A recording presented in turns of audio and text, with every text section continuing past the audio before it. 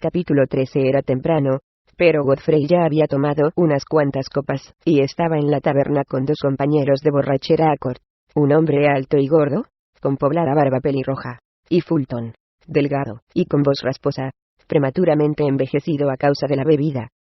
Había sido una semana horrorosa. Primero, la muerte, y el funeral de su padre, y luego, la coronación de su hermano Garrett. No cabía duda de que necesitaba un trago. Después de todo, ¿qué mejor que brindar por un hermano al que detestaba, y despedirse de un padre que siempre le había mirado con desaprobación? Sin embargo, estaba triste. Siempre pensó que la muerte de su padre le alegraría, porque le daría libertad para vivir su propia vida, y beber cuanto quisiera, sin que nadie se lo reprochara. Y en cierto modo, se sentía liberado. Pero al mismo tiempo, le asaltó un inesperado remordimiento, un sentimiento que brotaba de lo más profundo de su ser, y que había mantenido reprimido durante mucho tiempo. Lo cierto era que la muerte de su padre le entristecía. Hubiera querido que siguiera vivo, y sobre todo que le demostrara cariño, que le admitiera como era, aunque fuera solo por un momento. Lo más curioso era que no se sentía totalmente libre. Creía que la muerte de su padre le llevaría a pasar más tiempo en la taberna con sus amigos, pero había perdido las ganas de beber. Ahora tenía un sentimiento nuevo, ganas de salir y hacer algo responsable, aunque no sabía qué. Era como si de repente fuera capaz de ponerse en el lugar de su padre. «Otra ronda», gritó Accord. Y el tabernero se apresuró a ponerles en las manos 3 nuevas jarras de cerveza espumosa. Godfrey se llevó su jarra a la boca y bebió un largo trago, notando cómo se le subía a la cabeza. Miró a su alrededor, y se dio cuenta de que estaban los 3 solos en el bar, lo que no era extraño, porque todavía era temprano. El día ya se le estaba haciendo largo. Volvió a invadirle la tristeza cuando al mirarse los zapatos, vio que los tenía manchados de tierra, la tierra de la tumba de su padre. Esto le llevó a pensar en su propia muerte, y en cómo estaba viviendo su vida, en cómo la desperdiciaba. Solo tenía 18 años, pero ya sentía que era demasiado tarde. O todavía podría dar un vuelco a su existencia, y convertirse en el hijo que su padre siempre había deseado. Dejó la jarra en la mesa, y se volvió hacia Accord. «¿Crees que ya es tarde para mí?» Accord apuró una jarra de cerveza, y se llevó a la boca una nueva jarra con la otra mano. Cuando acabó de beber dejó oír un sonoro eructo. «¿A qué te refieres?» «A convertirme en un ciudadano ejemplar. En un guerrero. En una persona útil». «¿Crees que podría?» «¿Te refieres a hacer algo responsable y útil con tu vida?» «Sí, ¿quieres decir, convertirte en uno de ellos?» intervino Fulton. «Sí», dijo Godfrey, «es que estaría a tiempo, si quisiera».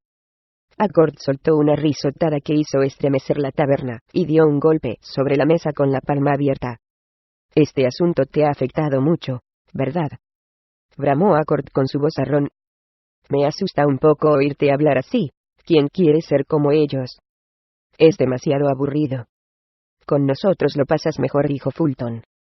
«Tenemos toda la vida por delante. ¿Por qué perder el tiempo siendo responsable cuando puedes perder el tiempo bebiendo?» Fulton celebró su propio chiste con risotadas, y Accord se le unió. Godfrey volvió la mirada a su jarra de cerveza. No sabía qué pensar. En parte, estaba de acuerdo con sus amigos. Después de todo, era lo que siempre había pensado, su filosofía de vida. Pero no podía negar que estaba empezando a preguntarse si no habría nada más. Estaba cansado de hacer siempre lo mismo. Sobre todo, estaba indignado. Curiosamente, sentía deseos de vengarse, no solo de su padre, sino de su asesino. Tal vez lo único que quería era entender. Necesitaba saber quién había matado a su padre. ¿Quién podía haber deseado su muerte, y por qué? ¿Cómo había conseguido burlar a los guardias y escapar? Repasó otra vez todas las posibilidades, todas las personas que podían haber deseado la muerte del rey. No podía dejar de pensar en su hermano Garrett. Recordó la reunión con sus hermanos, cuando él se marchó tan precipitadamente. Le dijeron que el rey había nombrado como sucesora a Gwendolyn. Debía de ser la única decisión correcta que su padre había tomado en toda su vida, la única que encontraba digna de respeto. A Godfrey nunca le había gustado su hermano Gareth, era malo y calculador. Su padre había hecho lo acertado al negarle el trono. Sin embargo, al final lo habían coronado. Godfrey no dejaba de dar vueltas al tema. Había un detalle que le obsesionaba desde niño. Había visto una mirada de odio en los ojos de Gareth, y esto le llevaba a preguntarse si habría tenido algo que ver en el asesinato. En cierto modo, estaba convencido de que tenía algo que ver, pero nadie iba a tomarle en serio a él, a Godfrey el borracho. Tenía que averiguarlo, aunque solo fuera para congraciarse con su padre, para compensar el tiempo que había echado por la boda. Si no se había ganado la aprobación del rey en vida, a lo mejor lo conseguía después de muerto. Se masajeó la cabeza intentando pensar con claridad. Había algo que tenía que rescatar del olvido, un recuerdo que no acababa de aflorar a la conciencia, una imagen que no podía precisar, aunque sabía que era importante. Se devanó los sesos, abstrayéndose de las risotadas de sus amigos. De repente recordó aquel día en el bosque, cuando se encontraron a Gareth en compañía de Firth. Ya entonces pensó que era muy raro, y ahora recordaba que no pudieron explicar qué hacían allí, o a dónde iban. Se incorporó de repente, como si hubiera recibido una descarga eléctrica, y miró a Cort. ¿Recuerdas que el otro día en el bosque nos encontramos con mi hermano Gareth? Cort arrugó la frente, intentando aclarar las brumas del alcohol. Lo vi en compañía de su novio, dijo burlón. Seguro que iban de la mano, dijo Fulton, echándose a reír. Pero Godfrey no estaba de humor para bromas. ¿Recuerdas de dónde venían? ¿De dónde?, preguntó Cort. Se lo preguntaste y no te lo dijeron, recordó entonces Fulton. En la mente de Godfrey iba tomando forma una idea. ¿No os parece extraño que estuvieran allí, en medio de ninguna parte? ¿Recuerdas cómo iba vestido? Llevaba una capa y una capucha en un cálido día de verano. Y caminaba deprisa, como si se dirigiera a alguna parte, o viniera de alguna parte. El asunto le parecía cada vez más claro. Cort miraba a Godfrey con asombro. ¿A dónde intentas llegar?, preguntó. Porque si esperas que yo lo adivine, vas muy errado, amigo. Lo que yo digo es, si quieres llegar al final del asunto, pide otra jarra, gritó entre risotadas. Pero Godfrey hablaba en serio, y estaba concentrado. Esta vez no permitiría distracciones. Creo que iban a alguna parte, dijo, pensando en voz alta. Creo que iban a alguna parte, y que llevaban malas intenciones. Miró fijamente a sus amigos. Y creo que tiene algo que ver con la muerte de mi padre. Cort y Fulton se pusieron serios de golpe, y se le quedaron mirando. Esto es algo muy serio, dijo Cort. ¿Acusas a tu hermano y a su novio de matar al rey?, preguntó Fulton. El tabernero los oyó, y se quedó paralizado en el sitio. Godfrey estaba concentrado, pensando, imbuido de un sentimiento de responsabilidad al que no estaba acostumbrado. Es exactamente lo que quiero decir, respondió al fin. Es peligroso que digas eso, le advirtió el tabernero. Ahora, tu hermano es el rey. Si alguien te oye, pueden meterte en el calabozo. Mi padre es el rey, corrigió Godfrey en tono severo. Se sentía imbuido de una nueva fuerza. Mi hermano Gareth solo lleva una corona en la cabeza, pero no es un rey. Es un príncipe, igual que yo. Y ni siquiera es muy bueno como príncipe. El tabernero movió lentamente la cabeza, y apartó la vista. ¿A dónde iban? ¿Qué hay en el bosque? Godfrey necesitaba saberlo. Agarró a Cort de la muñeca. Cálmate, amigo. No te pongas nervioso, necesito saber qué hay en ese bosque, insistió Godfrey. Cort parecía encontrarse en estado de shock. En su mirada se leía un respeto que Godfrey no había visto jamás en él. ¿Qué mosca te ha picado? No puedo contestar, no tengo ni idea. Espera un momento. Creo que sí que hay algo en el bosque, dijo Fulton. Godfrey volvió la cabeza. Bueno, no hay exactamente, sino cerca, en Blackwood, a unos pocos kilómetros. Se dice que allí vive una bruja. ¿Una bruja?, repitió Godfrey lentamente. De repente todo encajaba. Sí, eso se dice. ¿Crees que se dirigían allí? Godfrey se bajó del taburete, que cayó al suelo, y salió corriendo a la calle. Sus dos amigos saltaron también, y corrieron tras él. ¿A dónde vas?, gritó Accord. ¿Te has vuelto loco? Cuando abrió la puerta de la taberna, la luz de la mañana le deslumbró. Por primera vez en mucho tiempo, se sentía plenamente vivo. Dio media vuelta y miró por última vez el interior de la taberna. Voy a encontrar al asesino de mi padre. Capítulo 14. Stephen se encogía tembloroso bajo los latigazos de su jefe, y se tapaba la cabeza con los brazos. Te ordené que vaciaras el recipiente cuando estuviera lleno. Mira el estropicio que has organizado. A Stephen no le gustaba que le gritaran. Había nacido deforme y jorobado, había tenido que soportar muchos gritos desde niño. Sus hermanos no lo aceptaban, no tenía amigos, nadie le hacía caso. Sus padres se avergonzaban de él. Fingieron que no existía, y en cuanto pudieron, lo echaron de casa para que se las arreglara como pudiera. Desde entonces, Stephen había llevado una vida dura y solitaria. Vivía de trabajos esporádicos, y de pedir limosna, hasta que encontró un empleo en las tripas del castillo del rey. Él y otros criados se repartían la dura tarea de vaciar el recipiente de los desechos. Durante años, su tarea consistió en esperar a que el enorme recipiente de hierro se hubiera llenado con las aguas menores y mayores de los pisos superiores. Entonces, él y otro criado levantaban el recipiente, lo sacaban por la puerta trasera, atravesaban el campo hasta el río, y lo vaciaban allí. Durante este tiempo, Stephen había aprendido a hacer bien su tarea. No le afectaba el transporte del pesado orinal, puesto que ya era jorobado. En cuanto a la fetidez, había aprendido a ignorarla, a pensar en otras cosas mientras hacía su trabajo. Y es que Stephen tenía una viva imaginación, y no le costaba trasladarse mentalmente a una realidad paralela. También poseía una gran capacidad de observación. Todo el mundo tendía a minusvalorarlo, pero en realidad Stephen lo veía, y lo oía todo, y lo absorbía como una esponja. Era mucho más sensible y observador de lo que la gente creía. El día en que un puñal cayó en el recipiente de los desechos, Stephen fue el único que se dio cuenta de que algo había sonado distinto. Stephen oyó el clic de un metal, y comprendió que pasaba algo raro. Habían tirado un objeto equivocado, ya fuera por accidente, o lo más probable a propósito. De modo que esperó a quedarse solo. Se acercó al recipiente, tapándose la nariz con los dedos. Enrolló la manga por encima del codo, y metió el brazo dentro de la porquería. Buscó y rebuscó hasta dar con un objeto largo de metal. No se había equivocado. Antes de sacarlo a la superficie, ya sabía que se trataba de un puñal. Lo sacó rápidamente, y, tras asegurarse de que nadie miraba, lo envolvió en unos harapos, y lo escondió tras un ladrillo suelto. Días más tarde, en un momento en que no había moros en la costa, levantó rápidamente el ladrillo, y examinó el arma con más calma.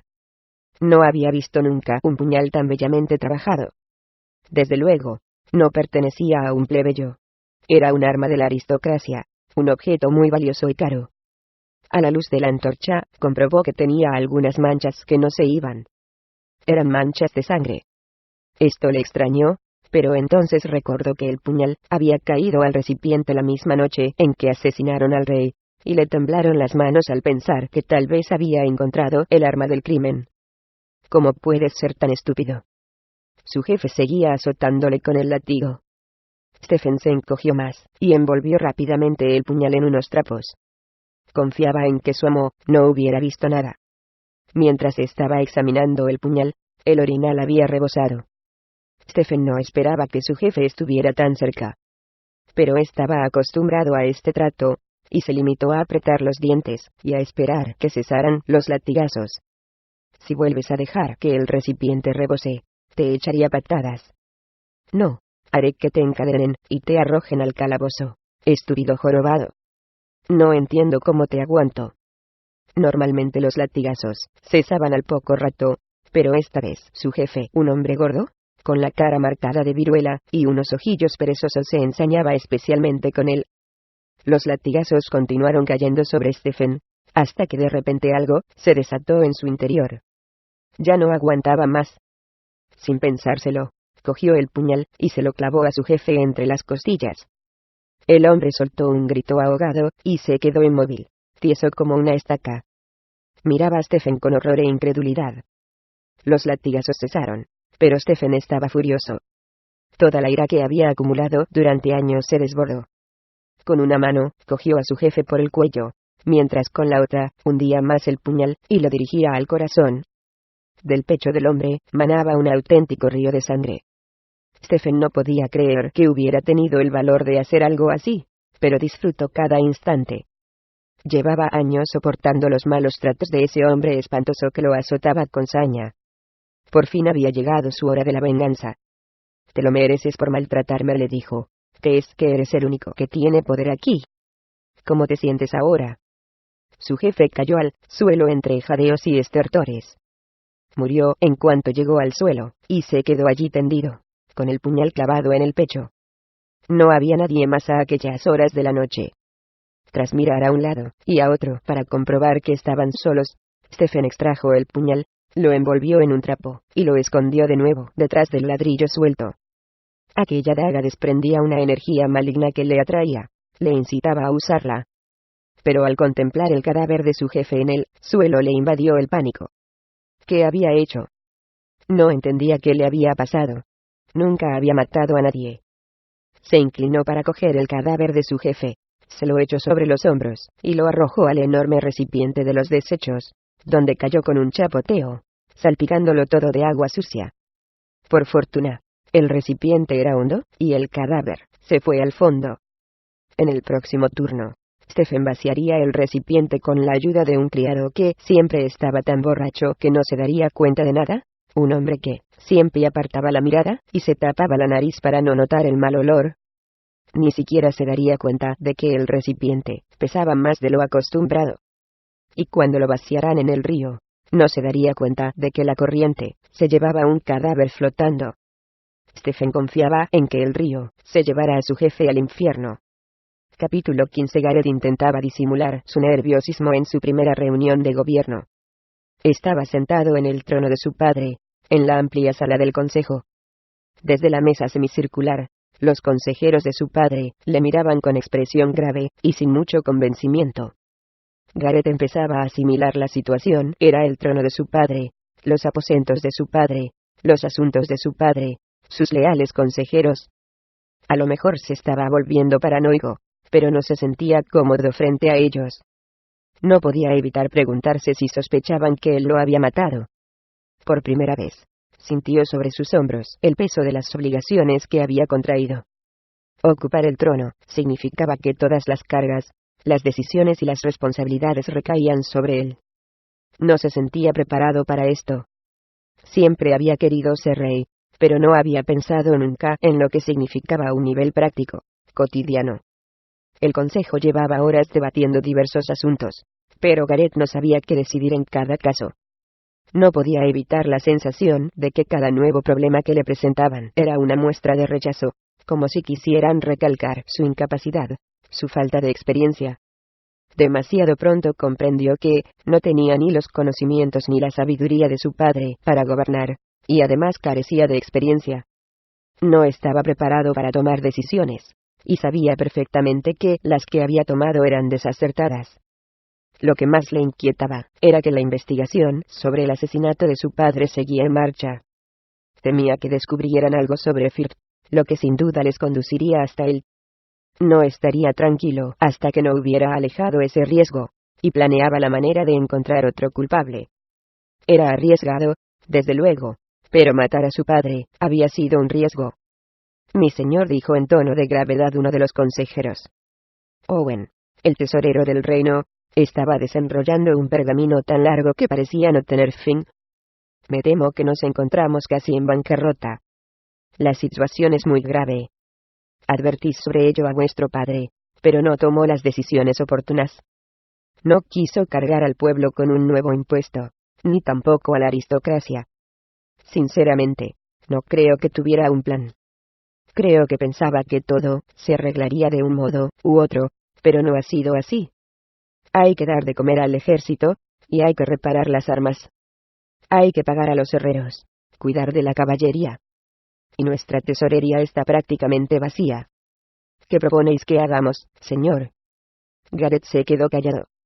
No tenía ni idea de qué decir. «¿Qué propondríais vos?» preguntó. Owen carraspeó desconcertado. Al parecer era la primera vez que el rey le pedía su opinión. Bueno, mi señor HMM. A vuestro padre le propuse crear un nuevo impuesto para el pueblo, pero consideró que era una mala idea.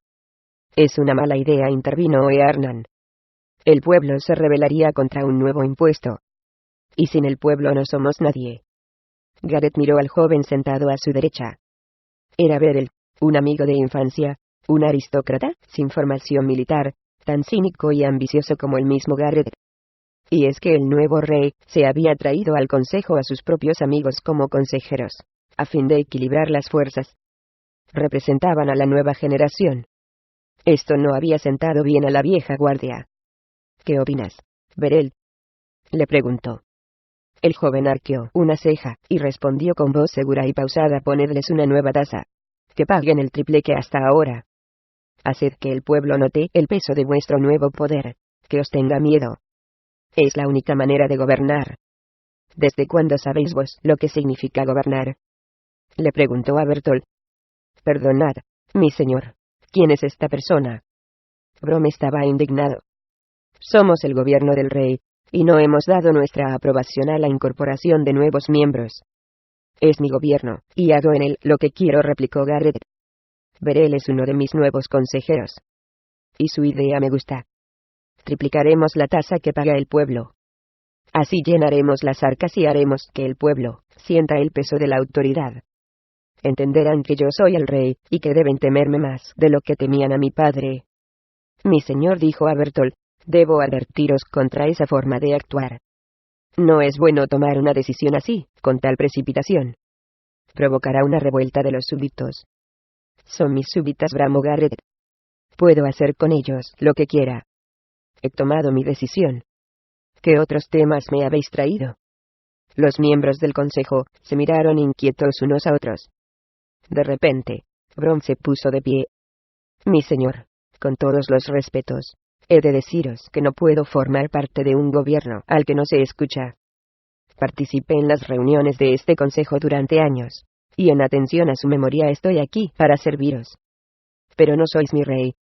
Y no participaré en un gobierno que no respete a sus miembros originales. Habéis traído a unos intrusos que ignoran lo que significa dirigir un reino. No pienso participar en esta farsa. Por lo tanto, renuncio a mi puesto. Dicho esto, Brom apartó la silla y se marchó dando un portazo cuyo eco retumbó una y otra vez en la amplia sala. Aunque no lo demostró, Gareth se quedó asustado. La baraja de cartas se desmoronaba a su alrededor. Se había pasado de la raya. Pero lo que dijo fue: no importa. No lo necesitamos. Tengo a mi propio consejero en asuntos militares. Decís que no lo necesitamos, mi señor. Es uno de nuestros mejores generales, le recordó a Bertolt. Y era el mejor consejero de vuestro padre. Los consejeros de mi padre no son mis consejeros, advirtió Gareth en tono amenazador. Empezamos una nueva etapa. Si hay alguien más que se sienta descontento, es preferible que se marche ahora. Con el corazón encogido, espero a que otros consejeros se levantaran y abandonaran la sala, pero sorprendentemente nadie se movió. Se limitaron a mirarle estupefactos. Gareth había considerado necesario afirmar su autoridad para tomar posesión de su reino, pero la tensión le dejó extenuado. Estaba sudando y solo quería acabar la reunión cuanto antes. Llevaban demasiadas horas reunidos.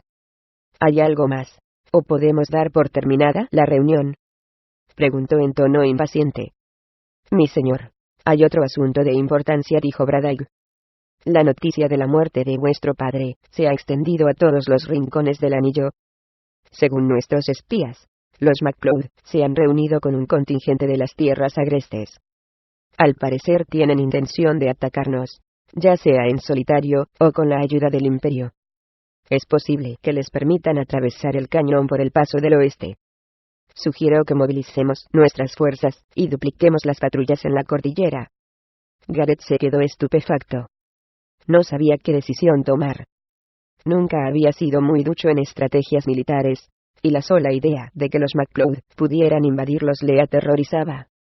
Los MacLeod no permitirán que el Imperio penetre en el cañón, dijo. Esto los pondría en peligro también a ellos. Pero es posible que nos ataquen, por más que mi hermana se haya convertido en su nueva princesa. Tal vez sea mejor no esperar y atacarles primero. ¿Atacarles sin que me dé provocación?, preguntó Kelvin. Eso desataría una auténtica guerra. Gareth se quedó pensativo, con el mentón apoyado en la mano. Se preguntó cuándo acabaría esa pesadez insoportable. No quería seguir pensando, quería salir de allí. Su principal preocupación era la investigación acerca del asesinato de su padre. Reflexionaré sobre lo que podemos hacer, dijo en tono cortante. Mientras tanto, tengo que hablaros de un tema mucho más urgente, el asesinato de mi padre. He oído que han encontrado al asesino. ¿Cómo es posible, mi señor? ¿Quién? ¿Cuándo? Todos los consejeros gritaban al mismo tiempo, y algunos incluso se pusieron de pie, llenos de indignación. Era justamente la reacción que Gareth esperaba de ellos. Sonrió para sí, y le hizo una seña a Firth, que esperaba de pie, junto a la pared, para que se acercara. Con gesto teatral, Firth le tendió un objeto que llevaba en la mano, y Gareth lo levantó, para que todos pudieran verlo. Era un frasquito. Es raíz de mandrágora, el veneno utilizado para intentar matar a mi padre la noche del banquete. Como podéis ver, está casi vacío. Este frasco fue encontrado esa misma noche en la habitación del asesino. Decidnos quién es el asesino, mi señor, clamó a Bertolt. Gareth hizo un esfuerzo por fingir que le dolía dar la noticia. Me apena decir que se trata de mi hermano mayor, el hijo primogénito de mi padre Kendrick. ¿Cómo puede ser? Es indignante. No es posible, gritaron los consejeros. Oh, me temo que es cierto, respondió Gareth. Hay pruebas que lo atestiguan. He ordenado a mis hombres que lo detengan. Será encerrado en el calabozo y juzgado por el asesinato de mi padre. Los consejeros empezaron a hablar todos a la vez. Pero Kendrick era el favorito de vuestro padre, gritó Duboine. Siempre fue el más leal. Tiene que ser un error, dijo Braddock.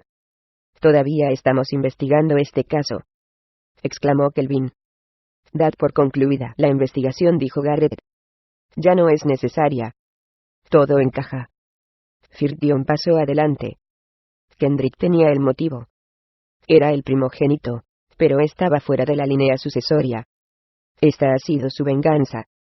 Los consejeros intercambiaron miradas de escepticismo. Estáis en un error, intervino Bertolt. Kendrick no es ambicioso. Es un guerrero leal. Gareth se sintió satisfecho al ver que los consejeros discutían entre ellos. Era justo lo que quería plantar en sus mentes, la semilla de la duda. ¿Había encontrado un chivo expiatorio al que culpar y encerrar? No le concedería juicio alguno. Haría saber al reino que el asunto había concluido de forma rápida y satisfactoria. Y de paso, se libraba de un posible pretendiente al trono. Se apoyó en el respaldo, y contempló satisfecho la caótica situación que había creado. Empezaba a pensar que, después de todo, el papel de rey no le venía tan mal. En realidad le venía como anillo al dedo. Capítulo 16. Thor llevaba horas caminando con los numerosos miembros de la legión por una ancha carretera de tierra que parecía no tener fin. Junto a él estaban Reese, Odgonor, Elden, y los gemelos. Ikron le seguía de cerca. Se dirigían al lejano cañón, donde acababa su primer tramo del viaje al mar Tartubio. Después de pasar la noche con Gwen, Thor se levantó con el alba para llegar a tiempo a los barracones. Allí cogió su petate, sus armas y su honda y pudo salir con todos los demás. Le parecía increíble estar a punto de iniciar con los chicos la aventura más grande de su vida, la que los convertiría en hombres hechos y derechos y en días repletos de peligros. Se notaba la tensión en el aire. Algunos chicos caminaban llenos de ilusión, pero otros permanecían en silencio, y parecían asustados. Al parecer, 2 chicos de la legión se habían escapado durante la noche, porque tenían miedo de embarcar rumbo a la prueba de los 100 días. Thor se alegraba de que ninguno de sus nuevos amigos se hubiera marchado. No estaba demasiado asustado, tenía otras cosas en que pensar. El recuerdo de la noche pasada con Gwendolyn no se apartaba de su mente, su rostro, su voz, su energía. Era como si la tuviera delante. Había sido un día y una noche de magia, unos momentos inolvidables. Pensar en Gwendolyn le llenaba el corazón de gozo, y le hacía sentir que todo estaba bien en el mundo, independientemente de lo que ocurriera durante aquellos 100 días. Llevando a Gwendolyn en su corazón, podría soportarlo todo. Tenía una razón para volver con vida. Juntos recordaron al rey fallecido, y se sintieron unidos por la pena. Para Thor fue un alivio compartir su tristeza con ella. Le proporcionó el sentimiento de paz que necesitaba. Apenas cerraba los ojos, vislumbraba el lago de aguas transparentes, y la isla recóndita donde había estado con Gwendolyn, el lugar más extraordinario que había visto jamás. Estuvieron toda la noche contemplando las estrellas, y Gwendolyn se quedó dormida entre sus brazos. No se desnudaron, pero se estuvieron besando toda la noche, hasta que ella se hizo un ovillo, y apoyó la cabeza en su pecho. Era la primera vez que tenía a una joven dormida en sus brazos. En algunos momentos, Gwen lloró, y Thor comprendió que lloraba por su padre. Se despertó con el alba.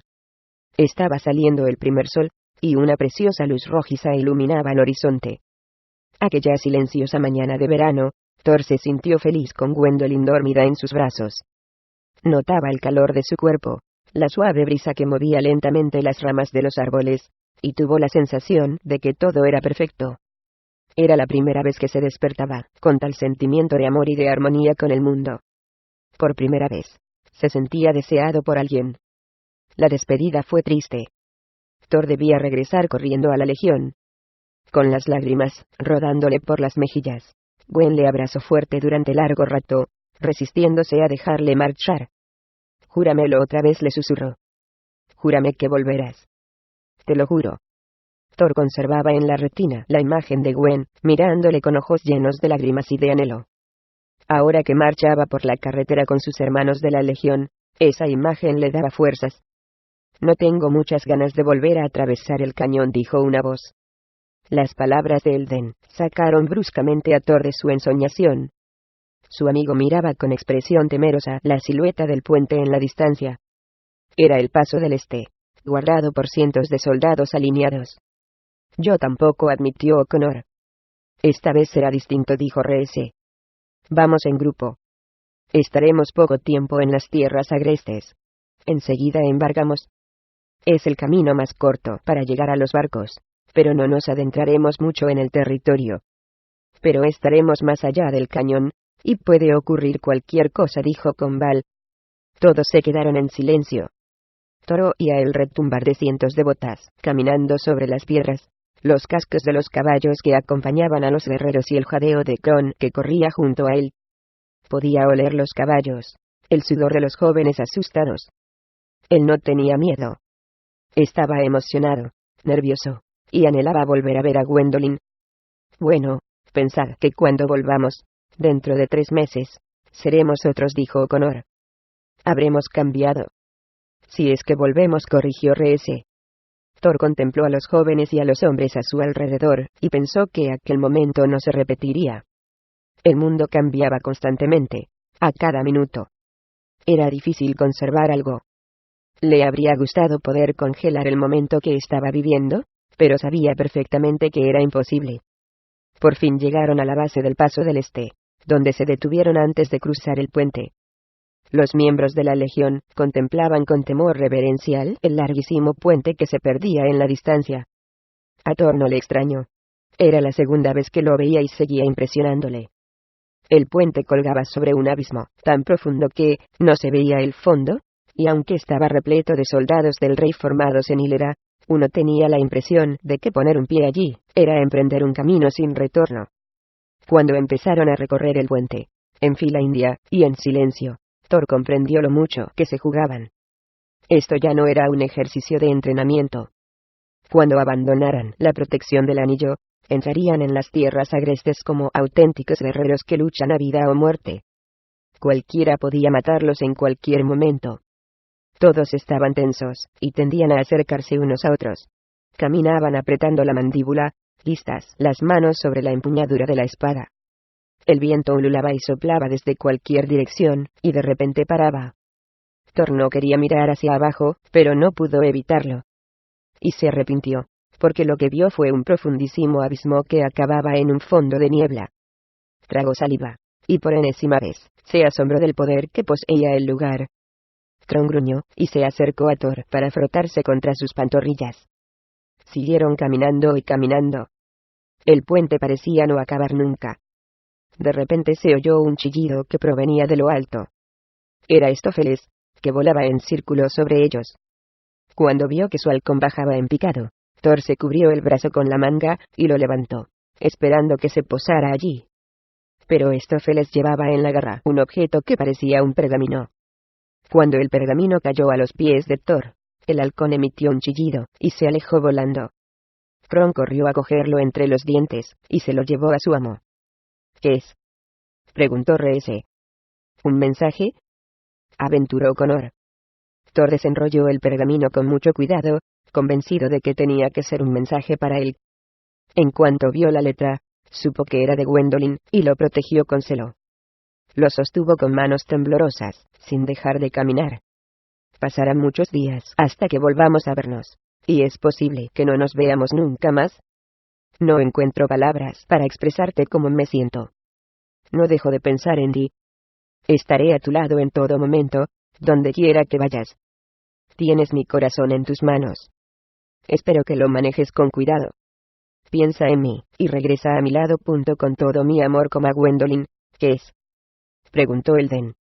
¿De quién es el mensaje que lees?, bromeó con Val. Thor no respondió. Enrolló el pergamino, y se lo metió en el bolsillo.